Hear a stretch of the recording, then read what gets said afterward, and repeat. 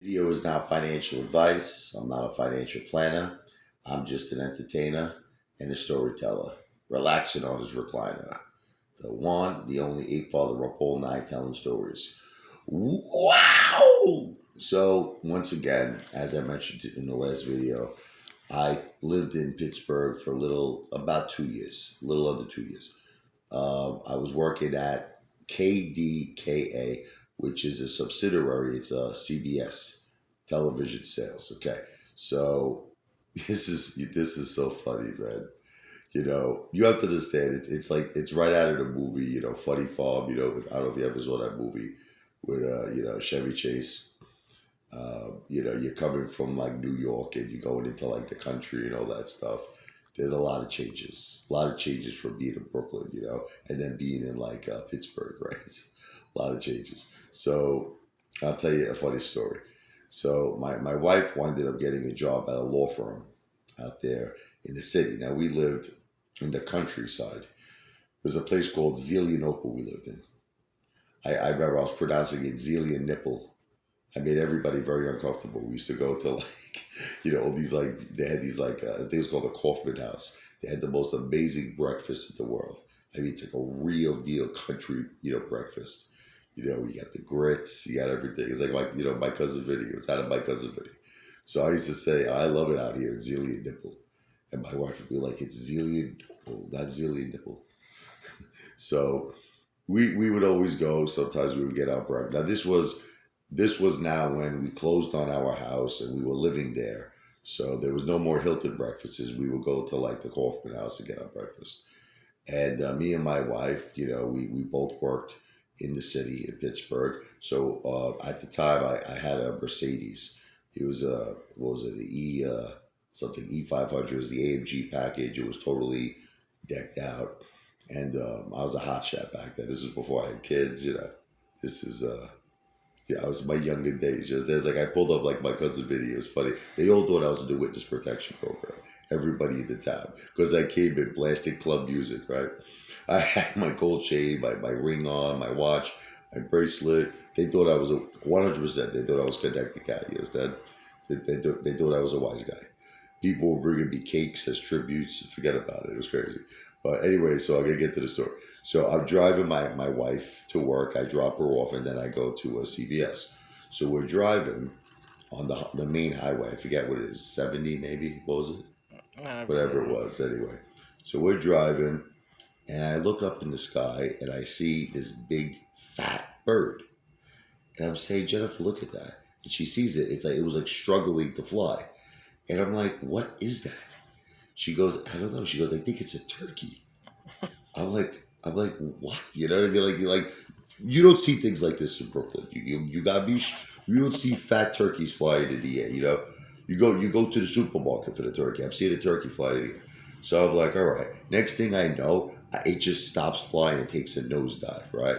There's cars literally to my left, to my right, in front of me, behind me. I couldn't move. I was like stuck. I told Jennifer, I think this turkey's gonna hit our car. And she's like, nah, no. But then it kept coming closer and closer, and she noticed it wasn't flying anymore. So she goes like, like I don't want to say it, but holy, what? SHIT. So the turkey bangs into the car. The beak almost hits my wife. It goes like, in other words, it was the the front. What do you call that? The windshield. The windshield, right? So it came right through the windshield. All glass is scattered all over my wife. Glass everywhere. The beak almost hit her. My wife is screaming at the top of her lungs. Like, okay, so yeah, obviously I had to put my emergencies on, and I had to call for help. But first thing I did was I called my job. I think my wife called her job too. So I got my manager on the phone, Cedric. So I'm like, Cedric, man, major problems. Now this guy already thinks I'm nuts. He already knows. He's like, this guy's out of his mind. So I'm like, Cedric, a turkey banged into my windshield. Glass shattered all over the place. It almost killed my wife, I told him. I said, I don't know what to do, bro. I can't come into work. So he starts breaking out laughing, dying laughing, right? He goes, hold on. Okay, so he goes, gets Chris. Remember I told you the Marine? Now he was the big boss, Chris. He gets Chris and he gets this other manager. I forgot his name. But so he gets this other guy. I think, what was his name? Howard. That's Howard. right. Howard. How do you remember that, How can you Jennifer? forget that? I can't believe she remembers everything. You're right. So he gets Howard. So he's on speakerphone. I tell them the story how, a turkey blasted my windshield and the glass, went all over the place and almost killed my wife. The beak went in there. So they all said, listen, let me tell you something, Rich. We've heard a lot of people make excuses because they did not want to come to work. They said, but this takes like the whole bakery, what you just, I've never heard it. This is by far the greatest excuse. I'm telling them I'm not lying. This is the truth. So they said they said this is what we're gonna do. They said I'm gonna send Howard, Chris. This is the big boss. I'm gonna say right now. He set it up for me to go to an auto body shop. They sent the tow truck, everything, right? They said if you're telling me the truth, he goes, I am gonna buy you a steak dinner. All right, anything you want. And let me tell you something. Pittsburgh had the greatest steaks, unbelievable steaks. I forget what was the name of it. Do you remember the steakhouse we used to always go to? I think it's Hogs and Heifers. Hogs and Heifers. That's right, man. Jen, you're on the money today, man. You are on your A game. So they're like the steak is on us, okay? So if you're lying, they said, don't get upset. I'm gonna fire you. I'm firing you. They threatened me. So they said, do you really want to go down this road? Do you really want to take this bet? I said, I'm taking a bet, baby. I can't wait for my steak, I told him.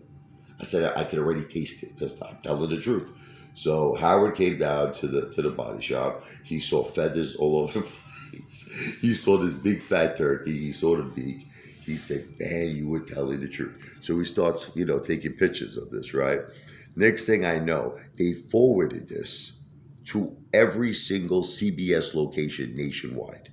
It got to the president of CBS, who actually, because they had those like, mass, emails where like everybody's like attached to BCC and all that stuff, whatever it's right. So Les Munaz, okay, who was the like CEO of CBS at the time, actually commented and responded. He said, in all my years of working at CBS, I have never seen a turkey hit someone's car and destroy the car. He says, you have my permission and my blessing. Take the day off. He goes, I've never seen anything like this before. So legend, man. A Father is a legend, no? AMC to Pluto.